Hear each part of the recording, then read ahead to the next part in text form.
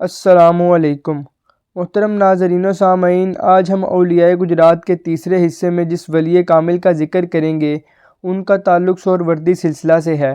وہ ولی کامل حضرت بابا جنگو شاہ قلندر سہروردی رحمۃ اللہ علیہ ہیں۔ آپ کا اصل نام شرف الدین تھا جبکہ والد کا نام شہاب الدین تھا۔ ایک روایت کے مطابق 1764 کے لگ بھگ گجرات کے علاقہ ملو کھوکھر میں پیدا ہوئے۔ یہ علاقہ اب بابے دا ڈیرہ کہلاتا ہے۔ گجرات شہر کی مشہور سڑک بھمبر روڈ اس علاقے کے اندر سے گزرتی ہے۔ آپ کی ابتدائی تعلیم کے بارے میں کچھ معلومات دستیاب نہیں ہے اور نہ ہی کوئی ایسے شواہد موجود ہیں کہ آپ نے کسی مدرسہ یا مکتب میں تعلیم حاصل کی ہو۔ اوائل جوانی میں کچھ برے لوگوں کی صحبت کے باعث ڈاکہ زنی میں مشغول ہو گئے۔ مختلف علاقوں میں ڈاکہ زنی کرنے کے باعث علاقے میں آپ کے نام کی دہشت پھیل گئی۔ اس وقت گجرات پر سکھوں کی حکومت تھی۔ گجرات کے قلعہ دار کو جب آپ کے ڈاکہ زنی کے بارے میں پتہ چلا تو اس نے آپ کی گرفتاری کا حکم دیا۔ ایک دن آپ کا سامنا سپاہیوں سے ہو گیا جس کے باعث ایک معمولی جھڑپ میں آپ زخمی ہو کر بھاگ کھڑے ہوئے اور حضرت کبیر الدین شاہ دولہ دریائی سہروردی رحمۃ اللہ علیہ کی درگاہ پر آ کر چھپ گئے۔ کئی دن تک یہیں قیام کیا۔ اللہ تعالیٰ نے چونکہ آپ کو ہدایت سے سرفراز کرنا تھا، اسی لیے ایک رات حضرت شاہ دولہ دریائی رحمۃ اللہ علیہ آپ پر نمودار ہوئے اور فرمایا اگر سچی توبہ کرتے ہو تو ابھی تمہارے زخموں کا علاج کرتے ہیں۔ بابا جنگو شاہ رحمۃ اللہ علیہ شاہ دولہ صاحب رحمۃ اللہ علیہ کی روحانی طاقتوں سے اس طرح ہیبت زدہ ہوئے کہ جذب کی کیفیت میں آ گئے۔ اسی وقت سچی توبہ کی۔ شاہ دولہ صاحب رحمۃ اللہ علیہ نے آپ کو زخموں کا علاج بتایا اور ساتھ ہی ایک روحانی سبق بھی دیا اور فرمایا کہ ریاضت میں مشغول ہو جاؤ۔ اس کے علاوہ شاہ دولہ صاحب رحمۃ اللہ علیہ نے آپ کو اویسی طریقے سے بیعت کر کے سلسلہ سہروردیہ میں داخل کیا۔ بابا جنگو شاہ قلندر سہروردی توبہ کے بعد ریاضت و مجاہدہ میں مشغول ہو گئے۔ دریائے چناب کے کنارے ایک جھونپڑی بنا لی اور ہر وقت اللہ رب العزت کی یاد میں مشغول رہتے۔ کچھ عرصہ بعد وہاں سے جوڑا کرنانا کے جنگلات میں چلے گئے۔ وہاں سے پنجن کسانہ علاقہ چکوڑی اور پھر اس کے علاوہ علاقہ ویرووال میں بھی ریاضت و عبادت میں مشغول رہے۔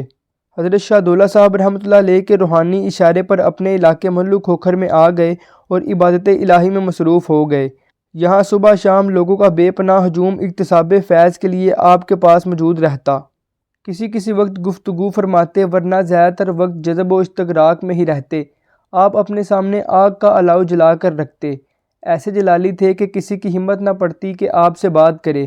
کسی کا نذرانہ قبول نہ کرتے، اگر کوئی پیش کرتا تو اسے آگ میں ڈال دیتے۔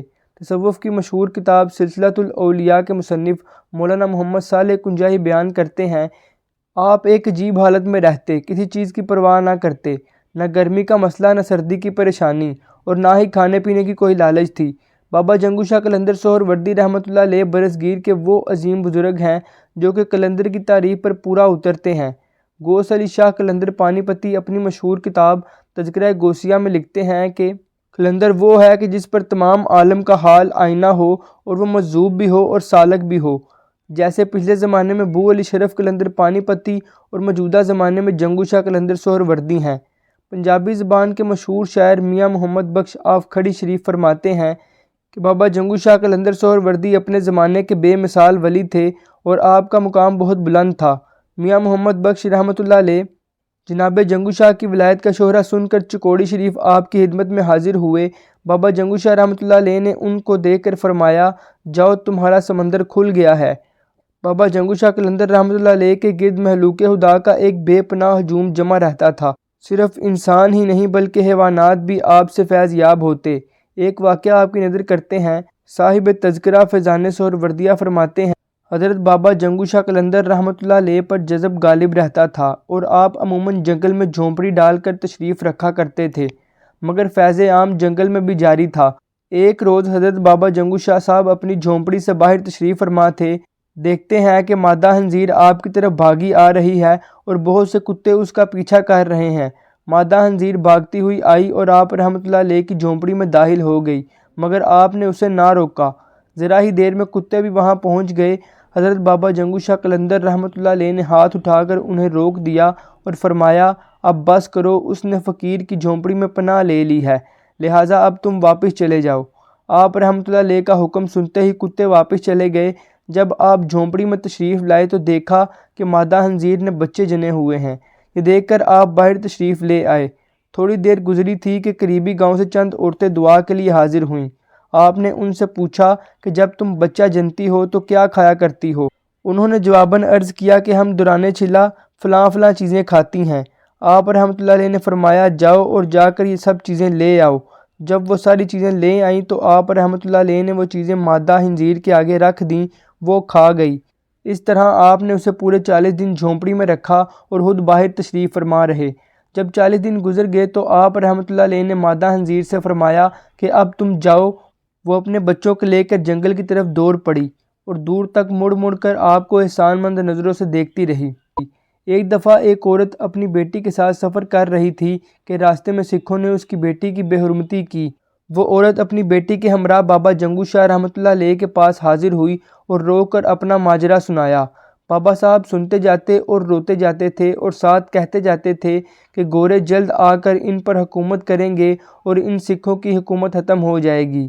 آپ رحمۃ اللہ علیہ نے 1281 ہجری بمطابق 1864 عیسوی میں وصال فرمایا۔